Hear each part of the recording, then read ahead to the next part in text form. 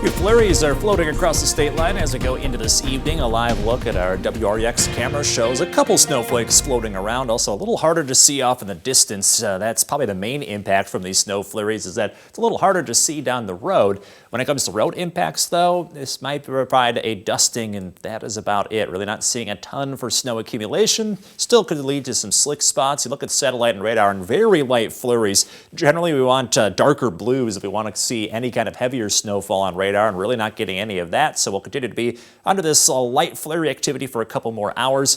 The heavier blues or darker blues are farther to the south of I-80. So this is where we could see up to 3 inches of snowfall out of this weather system. So we're getting grazed by this, not really looking at much in total out of this weather system. And as you look at future track, any of these flurries look to be out by about 7:30 to 8 o'clock. So within the next couple hours, likely to already see some drying across the state line. We should stay dry the rest of the evening as the snow stays off to our south to southwest then for the rest of the night. So in general, seeing about a dusting for most. However, this does ramp up just a little bit as you approach I-80 and south of there. Might be closer to 1 inch for snowfall. So continue to watch out for slick spots just in case through this evening and early tonight. But again, really not picking up much for snow, so it really shouldn't slow you down too much.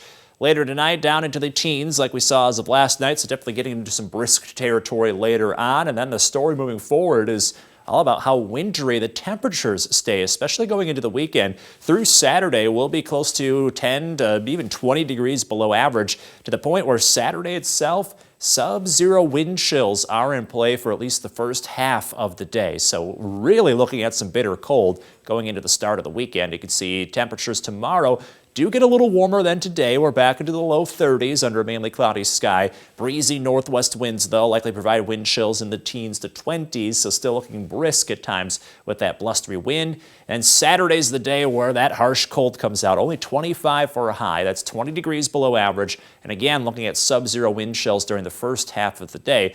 But look what happens by Sunday. Just a dramatic turnaround to the point where we're warming up almost 30 degrees. So Sunday really getting back into spring territory, and it'll be nice relief after a bitterly cold Saturday.